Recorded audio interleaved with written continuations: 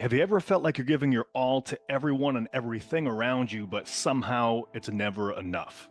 You work hard, you support everyone around you, you're trying to be the best man you can be, but at the end of the day, you're left feeling stuck, drained, and maybe even a little bit resentful.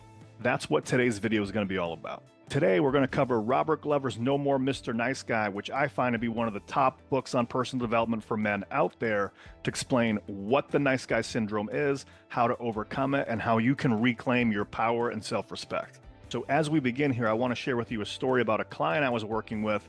We're just going to call him Dave for the sake of this video. And the really interesting thing was he was actually on top of the world in one area of his life. In his career, he was crushing it because he was an airline captain, but not just an airline pilot, not just the captain.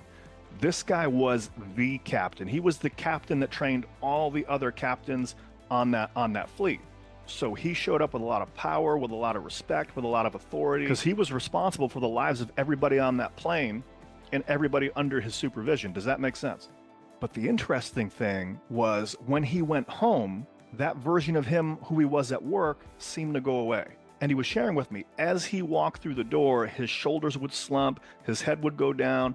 He'd lose some of that authentic confidence he had on the job site. And he was saying at home, his wife and kids were disrespecting him. And he was letting them walk all over him. For some reason, he could be so powerful in one context, but not in another.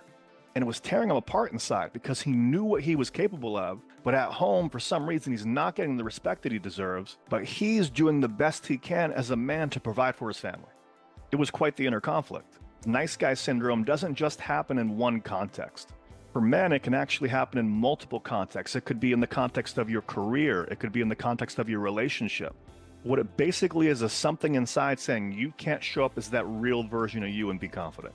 So why even talk about nice guy syndrome in the first place? Well, because it doesn't just affect a couple of men here and there. This is a gigantic problem for guys all over the world. It's affecting millions of men. And like I said, not just in one context. It could be career. It could be in relationships. It could be you understanding your full potential. The nice guy syndrome makes you feel like if you just give a little bit more, if you sacrifice yourself for others, if you dim yourself, if you make yourself smaller just to make other people happy, what's going to happen is eventually you're going to get the love, respect, rewards, accolades, everything that you really desire. But I don't have to tell you, it doesn't always happen that way, does it? And here's the unfortunate reality. Even though it makes sense, even though you think that by being the nice guy is going to get you all those things, but if you're truly honest with yourself, you'll see the reality is that nice guy syndrome actually leads to tons of anger, resentment, sadness, and even loneliness. And I think the amazing thing about this book, No More Mr. Nice Guy, is Robert Glover finally put into words what so many men have been feeling unconsciously for so many years. It's like when you finally see something written on the page that you may have felt internally, but nobody's put it in words before, you feel validated, don't you? And I think that's what he did a really great job of doing. And Dr. Glover did such an amazing job of shining light on this pattern, on this nice guy syndrome, and really inspiring a whole generation of men to step into their true power. At the core of the book, Dr. Glover explains that nice guys have one fundamental belief in common.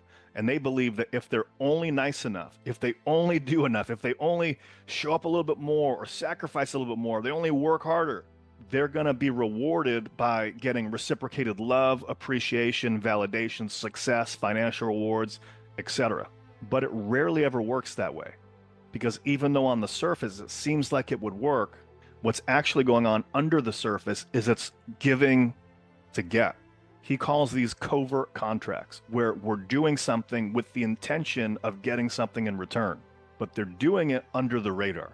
So what these guys tend to do is they sacrifice their own needs, avoid conflict as much as possible, and even give up their own personal boundaries in some cases, all in the name of validation. And the more they do this and the more they give, the more they feel used when it's not reciprocated. And they lose touch with who they really are and what they really want. Now, here's where a lot of men actually get it wrong. They think the problem is they're just too nice. And so they do the obvious thing, which is they force themselves to act tougher, or they act more confident, or they fake it till they make it, or they try to start setting boundaries. But what happens sometimes is either it's a pendulum effect, right? They're so used to being on this side of the fence that they go the other way, so they swing too hard. Where they're not being nice, they're actually being abrasive.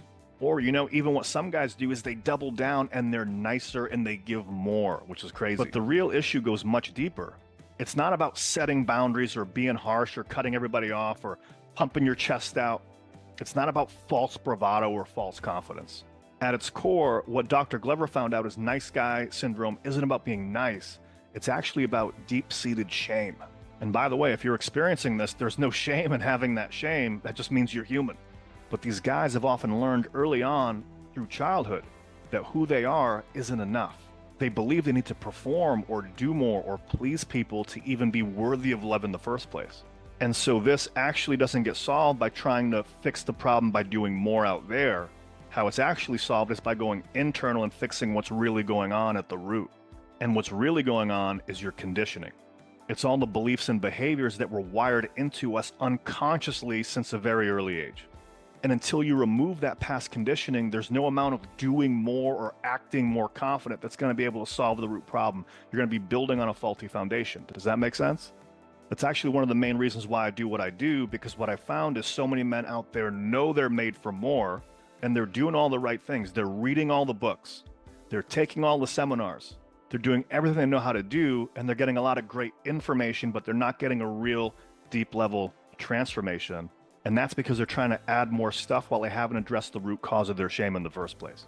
And if you actually tackle the root cause of the problem and you strip away the conditioning layer by layer, what will happen is you can begin effortlessly living as your true, confident, authentic, grounded self.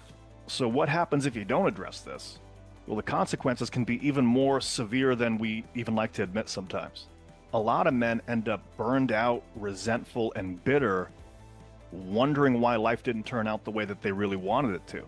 And you'll be surprised, a lot of people don't take personal responsibility for this. They'll blame other people, or they'll start acting like victims. And the worst part is they'll keep repeating the cycle over and over and over again because they're not addressing the root cause and breaking free from the cycle. But imagine the opposite. Imagine living without the need for constant validation. Imagine feeling respected not because you're bending over backwards to please other people, but because you're standing confidently in your own identity. That's exactly what we want to work on. Empowering men to reclaim their true identity, lead with purpose and authenticity, and break free from the limitations and past conditioning that have been holding them back. So if you're ready to step out of this nice guy mode and into who you really are, I'm posting a link to a video called Mastering All Your Inner Conflicts. It's going to help you step into the man you know you're truly made to be. It could be the first step towards a transformation you're looking for. And remember our friend Dave from the beginning, who was the captain of the airlines, but when he went home, he had that trouble stepping into his true identity, his real power? When he stopped trying to earn his family's love by overgiving and people-pleasing, something amazing happened. He started showing up as himself. I asked him, I said, Dave, what would happen if you took the captain and brought him home? He goes, I never thought of that before. I go, well, think about it. When you're at work, when you're on the planes, when you're leading all those people, you're a leader, you're in charge, you're confident, but you're still a cool guy, aren't you? He goes, absolutely. I said, what if when you went home, you treated your family like you were the captain of the ship over there too? And he stopped hiding behind his nice guy mask. And he started showing up as who he really was on the inside. And he found that his family actually respected him a lot more for it. He went from feeling like he was losing his family to actually building authentic and genuine connections. And he realized finally that you can be loved for who you are and not just how much you do for others.